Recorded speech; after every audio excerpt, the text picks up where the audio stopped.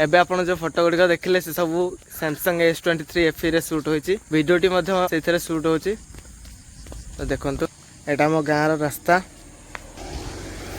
एथिरे आपन को 50 मेगापिक्सल रो main camera 8 megapixel ultra wide आ 12 मेगापिक्सल रो सेटा मिल जो 3x जूम वाला कैमरा मिल जो क्वालिटी मस्त अच्छी देखि पारथबे स्टेबिलिटी भी बहुत बढ़िया अच्छी आपन को चेक करी देखा जाउ स्टेबलाइजिंग मु एबे 1x रे वीडियो शूट करूची एबे वर्क करूची मु देखि पारथबे चालूची आ एमिति कि स्टेबलाइजिंग अच्छी एबे रनिंग कले एमिति कि अच्छी देखंतु मु एथिरे किछि सिनेमैटिक वीडियो शूट करिछि तो कमेंट करिवे क्वालिटी केमिति आछि चलंतु वीडियोटी को मु शो करूची।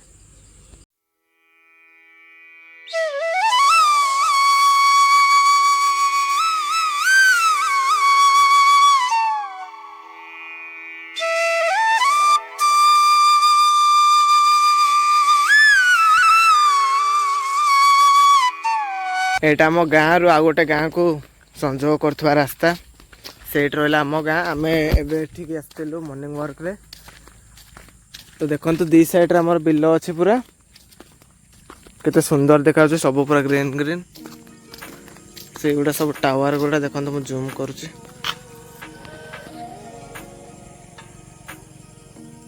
एते बाट 12x पूरा जूम करूची प्राइस अनुसार भल अच्छी बहुत लोग तो रिव्यू रे कहते खराब बोले हिट होची हिट तो हम भाई जो कौन फोन हो हिट तो हम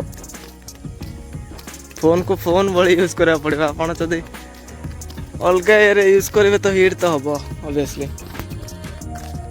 देखो से किसी पालभूत लगी आपन को पालभूत ना कौन कहते देखो केते बाट जम कर सेटा गोटे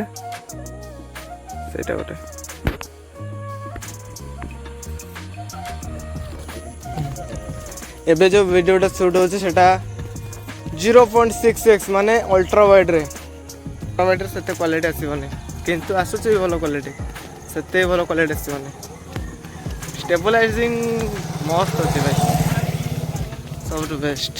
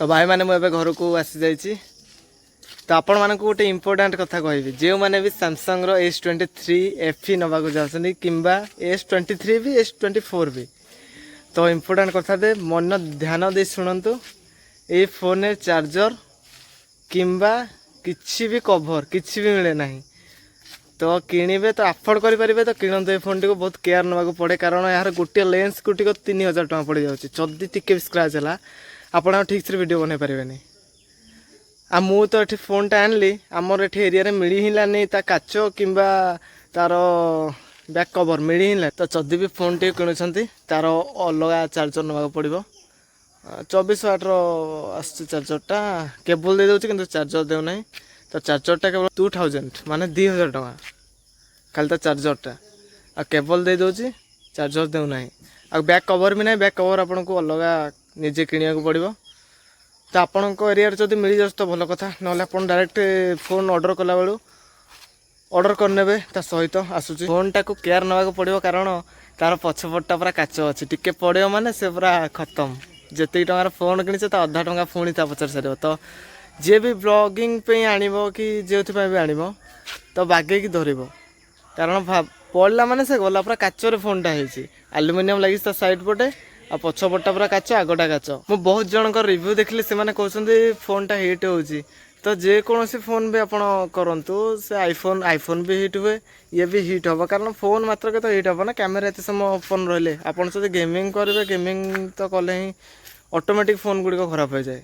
ତ ବେଶୀ ବି ମୋ ହିସାବରେ ବେଶୀ ବି ହିଟ୍ ହେଉନି। ଆପଣ ନର୍ମାଲ୍ ବ୍ଲଗ୍ ବନେଇବେ ଏତେ ବି ହିଟ୍ ହେବନି, ଆଉ ଅତିରୁ ୟୁଜ୍ କଲେ ତ ହିଟ୍ ହେବନି। ଆଉ ଯେଉଁମାନେ ମୋତେ ଜାଣିନାହାନ୍ତି, ମୁଁ ଗୋଟେ କୁମ୍ଭାର ଘରରୁ ବିଲଙ୍ଗ କରେ। ମୋ ଘର ଢେଙ୍କାନାଳ। ଗୁଡ଼ିକ ତିଆରି କରୁ। ଦେଖନ୍ତୁ ଏ ମାଠିଆ ଗୁଡ଼ିକ। ମୁଁ ଏବେ ଆମ ଛାତରେ ଅଛି, ଛାତ ଉପରେ। ଦେଖନ୍ତୁ କେତେ ସୁନ୍ଦର ଫୁଲ ଗୁଡ଼ିକରେ ସବୁ ତରଡ଼ା, ଆପଣମାନେ ଜାଣିଥିବେ ଖା ହୁଏ ସେ ଜିନିଷଟାକୁ। ମୁଁ ଦେଖୁଛି ଏଇଟା ଛୋଟ ଛୋଟ, ଏଇଟା ଗୋଟେ ହେଇଥିଲା ଆମର ନେଇଛନ୍ତି। ଏଇଟା ସବୁ ଛୋଟ ଛୋଟ ତରଡ଼ା ଫୁଲ, ଏରା ସବୁ କେତେ ସୁନ୍ଦର ଦେଖାଯାଉଛି। ଦେଖନ୍ତୁ ଆମ ତ ଏବେ ଯେଉଁଗୁରା ବି ସୁଟ୍ ହେଉଛି ସବୁ S23ରେ। ମୋ ପାଟି ଲାଗିଯାଉଛି। S23ରେ ସୁଟ୍ ହେଉଛି। ଷ୍ଟେବଲାଇଜିଂ ମୋତେ ସବୁଠୁ ବେଟର୍ ଲାଗିଲା କ୍ୱାଲିଟି ଅପେକ୍ଷା। ଷ୍ଟେବଲାଇଜିଂ ମସ୍ତ ଅଛି। ମୋବାଇଲର ଭଏସ୍ କ୍ୱାଲିଟି ବି ବହୁତ ବଢ଼ିଆ ଅଛି। ଦେଖିପାରୁଥିବେ ମୁଁ 5 ଚଲାଉଛି, ତଥାପି ଷ୍ଟେବଲାଇଜ ଏତେ ବଢ଼ିଆ ଅଛି ଯେ ଟୋଟାଲି ଫୋନ୍ କ୍ୟାମେରା ଦୌଡ଼ୁନି। ଭଏସ୍ କ୍ୱାଲିଟି କେମିତି ଅଛି ଆପଣମାନେ କମେଣ୍ଟ କରିବେ ସେଟା। ଏବେ ମୁଁ ରୁମ୍ ଭିତରେ ଅଛି। ରୁମ୍ ଭିତରେ ବି ବହୁତ ବଢ଼ିଆ ବ୍ରାଇଟନେସ୍ କ୍ୱାଲିଟି ଆସୁଛି, ଭିଡ଼ିଓ କ୍ୱାଲିଟି। ଏ ଫୋନ୍ ବି ଯିଏ କିଣିବାକୁ ଚାହୁଁଛନ୍ତି, ଗୋଟିଏ କଥା, ପାଖରେ ଯଦି ପଇସା ଅଛି ତାକୁ ଏଫୋର୍ଡ଼ କରିପାରିବେ ତ କିଣନ୍ତୁ। କାରଣ ଏହାର ବ୍ୟାଟେରୀ ହେଉଛି 5500 mAh। ଆଉ ଚାର୍ଜର ବି ଦେଉନାହିଁ, ଚାର୍ଜର ଅଲଗା ଆପଣଙ୍କୁ କିଣିବାକୁ ପଡ଼ିବ। ତ ବ୍ଲଗିଂ ପାଇଁ ଠିକ୍ ରହିବ। ଯଦି ପଇସା ଅଛି ତ ଠିକ୍ରେ କିଣନ୍ତୁ, କିମ୍ବା ୟାଠୁ ବି କମ୍ ପ୍ରାଇସ୍ରେ ଆପଣଙ୍କୁ ଭଲ ଭଲ ଫୋନ୍ ମିଳିଯାଇପାରିବ। ତ ଭିଡ଼ିଓଟି ବହୁତ ବଡ଼ ହୋଇସାରିଲାଣି। ମୁଁ ଭିଡ଼ିଓଟିକୁ ଏଇଠି ଶେଷ କରୁଛି। ଆଶା କରୁଛି ଭିଡ଼ିଓଟି ଆପଣମାନଙ୍କୁ ବହୁତ ଭଲ ଲାଗିଥିବ। ତ ସବସ୍କ୍ରାଇବ୍ କରିନିଅନ୍ତୁ ଚ୍ୟାନେଲଟାକୁ, ଆଉ କମେଣ୍ଟ କରି ନିଶ୍ଚୟ ଜଣାଇବେ ଭିଡ଼ିଓଟି କେମିତି ଲାଗିଲା। ରହିଲି, ଜୟ ଜଗନ୍ନାଥ।